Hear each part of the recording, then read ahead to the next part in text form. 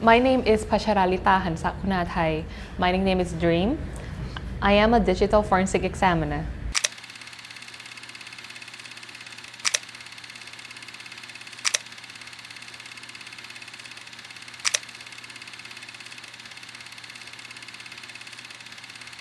Digital forensic is a specialized branch of forensic science focused on the identification, preservation, examination, and analysis of digital evidence from electronic devices, with findings documented in a formal forensic report. So in my current role as a digital forensic examiner at IPA, I support investigation related to online child sexual abuse and exploitation, identifying, securing, and handling digital evidence such as mobile phones, laptops, and storage devices. I also conduct forensic data extraction and analysis to support ongoing investigation and case development. Beyond my core forensic responsibilities, I also contribute to victim identification by reviewing digital materials to help identify known victims and detect potential unidentified victims who may require further investigation and protection.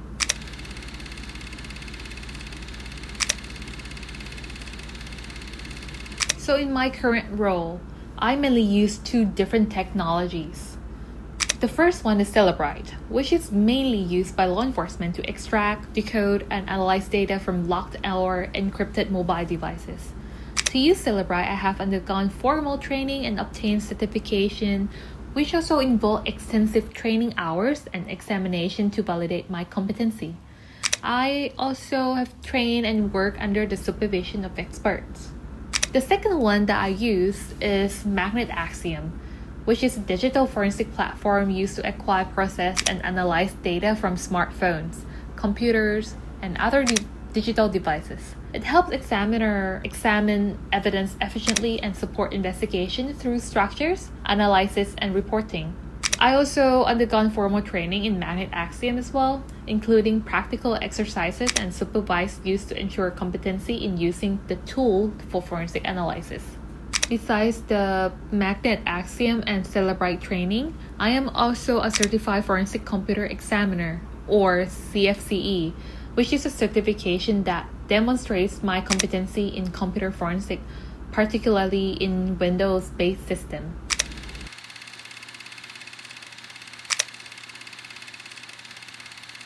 We support one of the law enforcement agency outside of Bangkok. So that case involved a suspect that abused multiple kids. So the law enforcement asked me to help them. This case was first identified by one of our investigators through Telegram, which led into more in-depth investigation and eventually resulted in the suspect arrest. During the operation, 2 mobile phones were recovered as evidence. One was an old phone that was reported broken and could not be powered on, while the other one was a suspect active phone. Through the forensic extraction and analysis, evidence indicated the abuse of multiple young girls, although many of the victims were difficult to identify due to the limited visibility. As you know that the suspect got arrested, we know that he owned a lot of CSAMs. After extensive review, I was able to confirm 2 known victims and identify 1 additional victim who has since been rescued.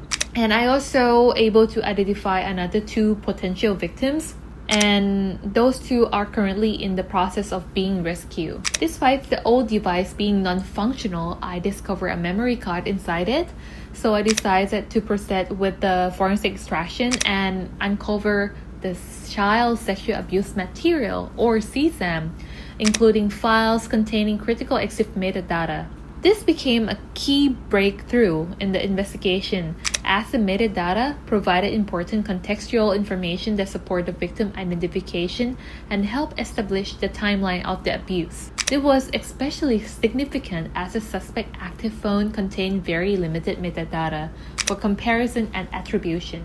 Through the analysis, I was able to support the identification of the victim, who is now over 18. However, the forensic evidence, particularly the EXIF metadata from the CSAM files, confirmed that the abuse occurred when she was under 18. That distinction helped clarify both the investigation findings and how the case was legally classified. So right now the case is still remain ongoing with continued effort focused on identifying additional victims and supporting their rescue.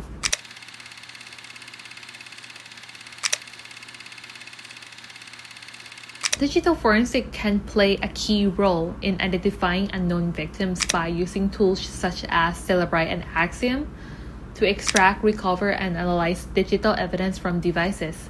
In many cases, I am able to recover deleted files such as photos, videos, and chat messages. Full recovery sometimes is not possible. However, just a partial recovery can still be very important.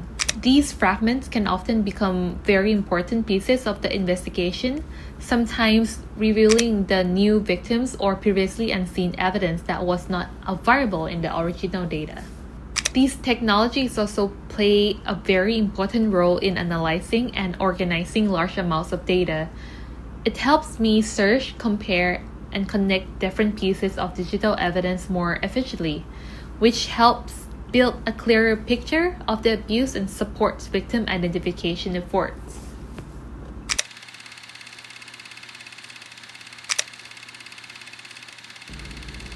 The most common misconceptions people have about digital forensics are that it works like magic, where one click instantly reveals all the evidence, including a person, identity, location, or workplace. Some also believe that the process can be completed within just a few hours. But in reality, digital forensic is more complex and time-consuming process. Data extraction alone, it can take hours or even days depending on the devices and amount of data. And analysis can take even longer to ensure accuracy and reliability. Another misconception is that digital forensic is similar to hacking. In fact, it is fully ethical and legally governed process carried out in close collaboration with law enforcement who oversee every step. So the law enforcement have to be give us an authorization to do the work first. We are not going to do anything that beyond their expectation or beyond the laws. That is not legal. So whatever law enforcement asks us to do, we obey and respect that. We will do whatever they ask us to do, but not beyond that for sure. They know that what IPA capable of, and since IPA just started it, I know that some of the law enforcement may be trying to get to know us more. But from what I have noticed, after they get to know us a little bit more, and after we work with them, they trust us, they respect us, and they would like us to work and continue working with the case. So that's what I can see from now.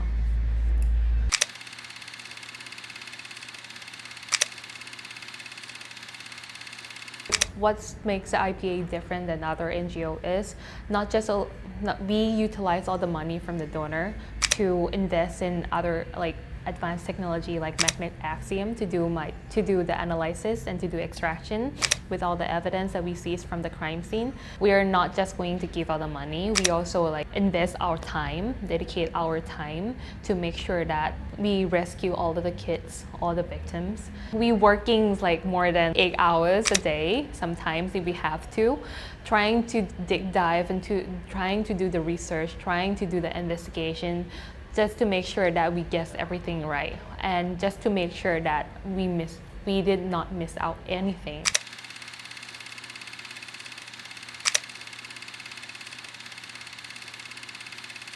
I loved working with NGO, especially in this human trafficking field, because I know that I can make change. And I know that IPA is doing the job that I want to do. They focus on rescuing the kids. They're focusing on, just only the casework that I'm really interested in. I know that all the people have passion. They know what they're doing. And I would like to join the fight. I would like to be a part of the team that can, make all the changes. I know that's why I would like to work with, I love working with IPA, and I want to work with IPA. They're all professional. They know what they are doing.